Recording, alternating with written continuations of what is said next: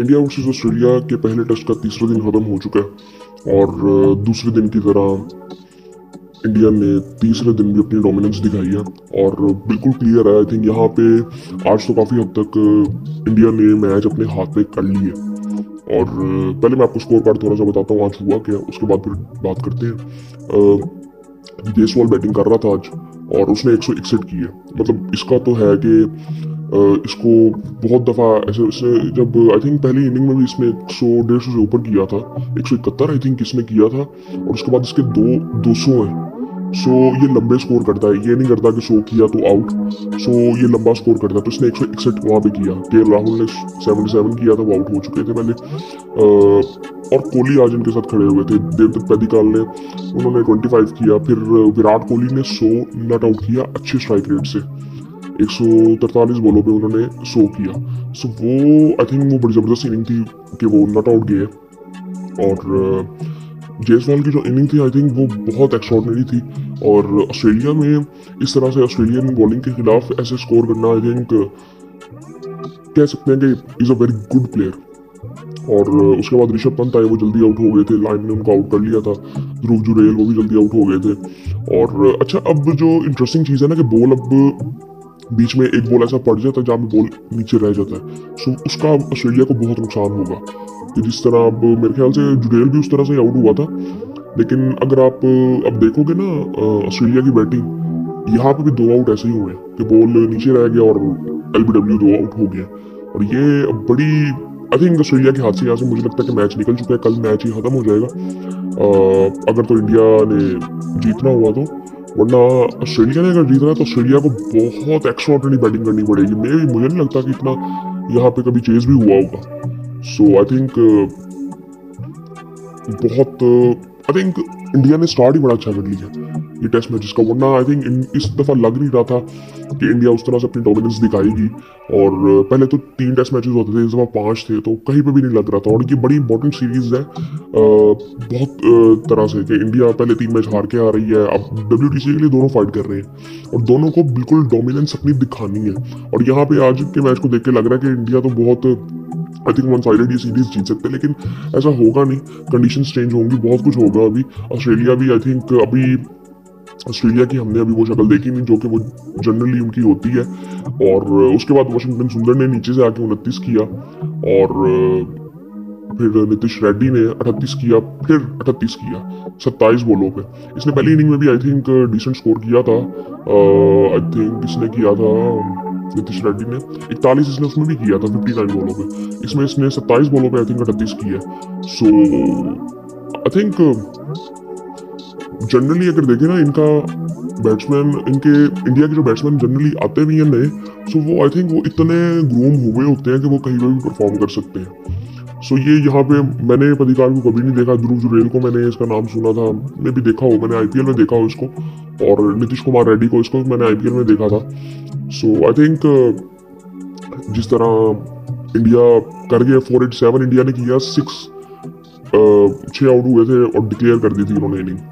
सो उसके बाद फिर स्टार्क साहब ने यहाँ पे स्टार्क ने 1 आउट किया, हेजलवुड ने 1 आउट किया, कमिंस ने 1 आउट किया और मिचेल मार्श ने 1 आउट किया, 2 आउट किए नेथन लाइन ने। सो आई थिंक और इस वक्त ऑस्ट्रेलिया के 12 पे 3 आउट है। कमिंस ऊपर आ गया था कि नाइट वॉचमैन चल जाएगा वो, लेकिन वो उसको भी आउट कर दिया शहराज ने। और बुमराह ने फिर 2 आउट कर दिए। अब बुमराह का बॉल ही नीचे रहा है। अब बुमराह आई थिंक यहाँ पे नाइट वेयर बना हुआ है ऑस्ट्रेलिया के लिए। एक तो वो उसका एंगल बड़ा डिफरेंट है और दूसरा वो फिर जो बॉल अब नीचे रह रहा है। अब ये ऑस्ट्रेलिया की तरफ मैच ही बिल्कुल ले जाएगा। बैटिंग किसी हद तक कह सकते हैं नीचे, लेकिन थोड़ी सी डिफरेंट भी होगी अब कल बैटिंग कि जिस तरह स्पिनर्स को अब हेल्प मिलेगी, क्रैक्स खुले होंगे। और ये जो नीचे लो बाउंस रह रहा है, ये आई थिंक ऑस्ट्रेलिया के हाथ से मुझे लग रहा है कि मैच निकल चुका है। अब कल स्मिथ आएगा ख्वाजा के साथ। अब अगर ऑस्ट्रेलिया को जीतना है, ये यहाँ पे इस मैच का रिजल्ट आना ही आना है, बहुत मुश्किल रिजल्ट आएगा, ये तो कंफर्म बात है क्योंकि 2 दिन बड़े हैं। और टारगेट जो है ना वो तकरीबन 522 ऑस्ट्रेलिया ने और करना है और इस वक्त 12 पे वो कर रहे हैं, यानी कि 524 का टारगेट है।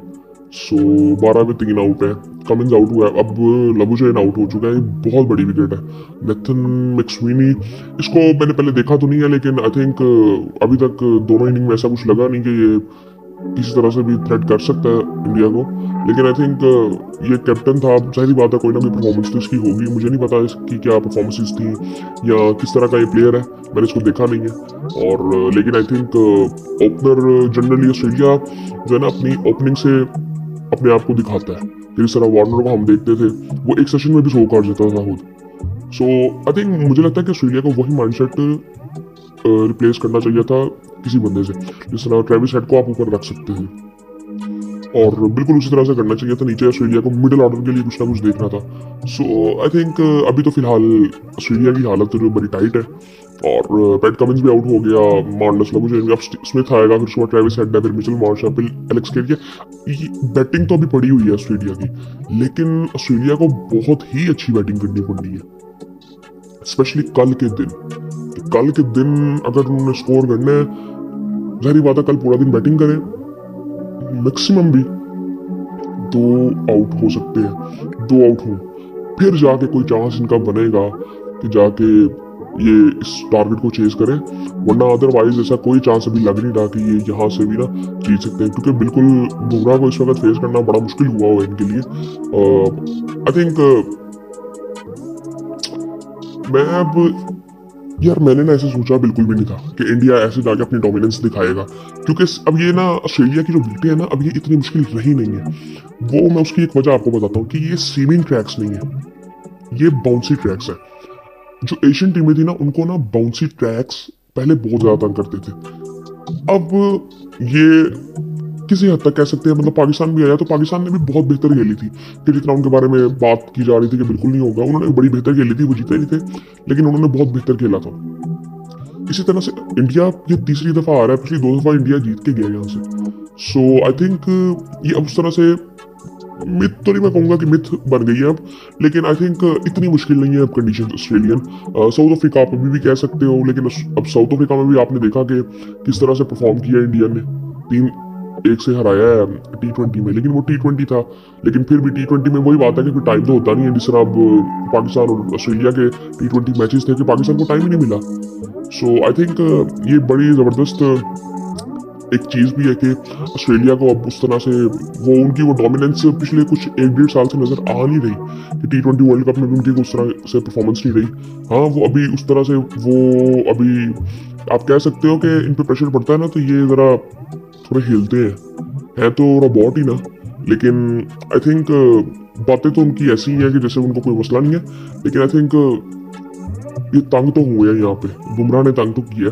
और अगर एक बंदा चूज करना हो तो वो बुमराह ही है, जो कि एक डिफरेंस है कि बिल्कुल अगर आप कहते हैं कि ऑस्ट्रेलिया ने कोलैप्स ना किया होता पहली इनिंग में, तो फिर शायद ये टोटल चेजेबल भी शायद हो सकता था। फिर कंडीशंस से कोई फिर कंडीशंस ऑपोजिट भी हो सकती थी, जिस तरह ऑस्ट्रेलिया को फर्क पड़ा, इंडिया को पड़ सकता था। इंडिया ने पहले बैटिंग की है, तो इंडिया अगर देखते तो कुछ भी हो सकता था। ये तो ऑस्ट्रेलिया को लैप्स एक तरह से की है, तो फिर ये सिचुएशन हो गई है।